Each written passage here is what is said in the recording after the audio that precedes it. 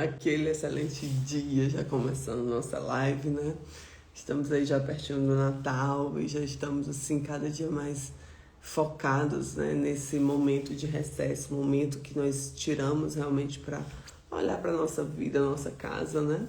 Então é importante que a gente olhe também para as nossas emoções, olhe para o nosso coração, olhe para aquilo que a gente precisa tratar, né? Tenho feito isso confiando no que o Senhor tem, porque muitas vezes a gente acha que os planos de Deus foram frustrados, mas ninguém pode frustrar um plano de Deus, né? Porque Deus, ele tem planos maiores e melhores do que os nossos. Então que nós possamos ficar com os olhos totalmente ligados no Senhor e que não deixe a tristeza, né? A mágoa, a amargura, a raiz de amargura, ela é danosa demais para nós. Então libere toda a amargura do seu coração hoje, porque a graça do Senhor é maior do que tudo isso. Amém?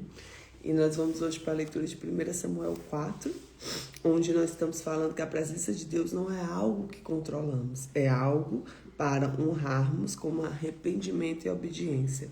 Quando tentamos usar a presença de Deus sem obedecer, não dá certo. Israel guerreia os filisteus, perde 4.000 homens, e eles têm aí a Arca da Aliança, onde eles vão em busca da Arca da Aliança, os filisteus derrotam e levam a Arca, né?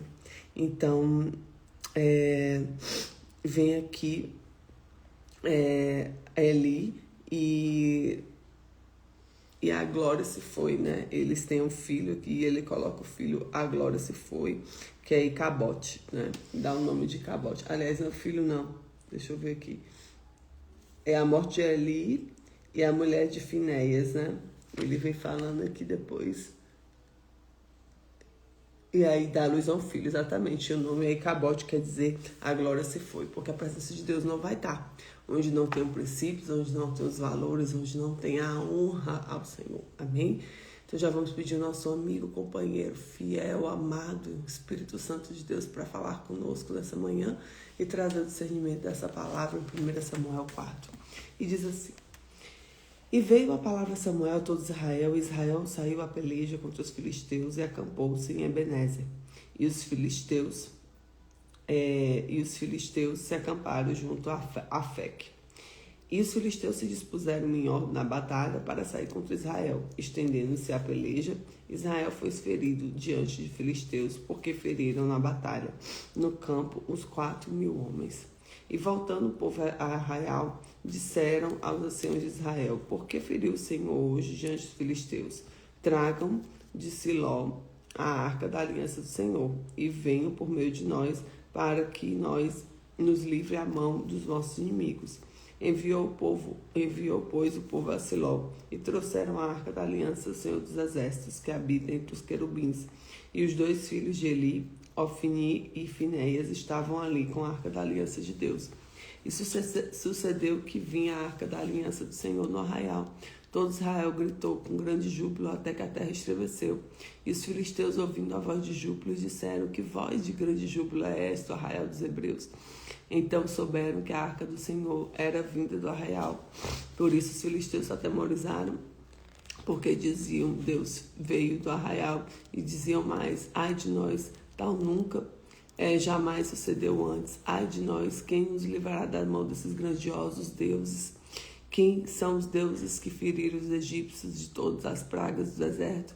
Esforça-vos e sede homens, ó filisteus, para que porventura não venham a servir os hebreus, como eles serviram a vós. Sede, pois, homens, e pelejais. Então pelejaram os filisteus, Israel foi ferindo, fugindo um para cada tenda, e foi grande o estrago que caíram de Israel, 30.000 homens de pé. E foi tomada a arca de Deus, os 2 filhos de Eli, Ofni e Finéias, morreram. Então correu uma batalha, um homem só, Benjamim, e chegou ao mesmo dia em Siló, e trazia as vestes da roda, e a terra sobre a cabeça. E chegando ele, eis que Eli estava sentado numa cadeira, olhando para o caminho, porquanto o coração estava tremendo naquela arca. Entrando, pois, aquele homem a anunciar isto na cidade, toda a cidade gritou. E Eli, ouvindo os gritos, disse: Que alvoroço é esse? Então chegou aquele homem apressadamente, veio e anunciou a Eli.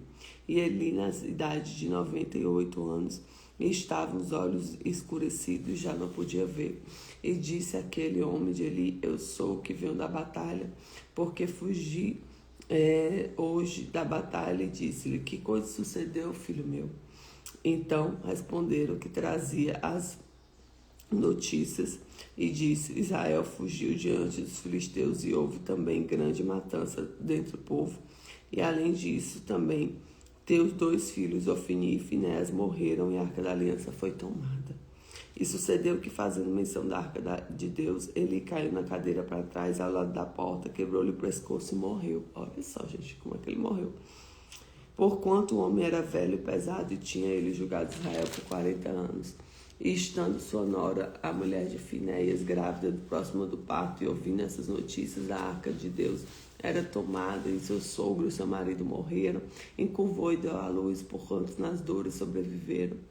E o tempo que iam morrendo, disseram às mulheres que estavam com ela: não temas, pois deixe à luz a um filho. Ela, porém, respondeu, nem fez caso disso. E chamou o menino de Cabote, dizendo: de Israel foi a glória, porque a arca de Deus foi tomada por causa do seu sogro e do seu marido. E disse: de Israel a glória é levada presa, pois é tomada a arca de Deus.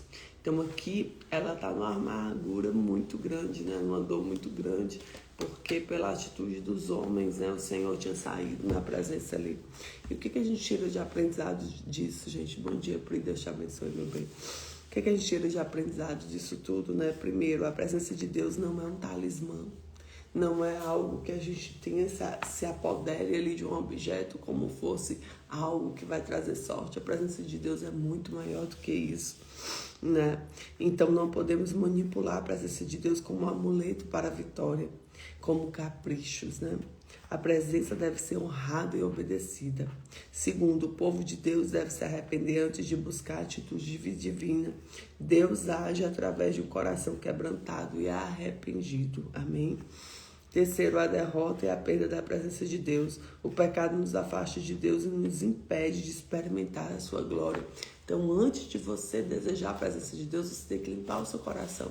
Você tem que tirar a raiz de amargura, você tem que tirar a raiz de soberba, de muitas vezes de orgulho. Você precisa tirar tudo isso para poder acessar as bênçãos do Senhor. Deus tem coisas lindas para nós, mas nós precisamos liberar o nosso coração para acessar isso. Então, declare hoje comigo: Senhor, ensina-me a honrar a tua presença com obediência e temor a ti, Deus. Senhor, ensina-me a honrar tua presença com obediência e temor a ti, Deus. Senhor, ensina-me a honrar a tua presença e obediência com temor a ti, Deus. Glória a Deus, glória a Deus, glória a Deus. E que hoje essa presença invada a nossa casa, a nossa família, a nossa vida. Muitas vezes a gente está deixando os próprios bloqueios dessa presença na nossa alma através de emoções erradas.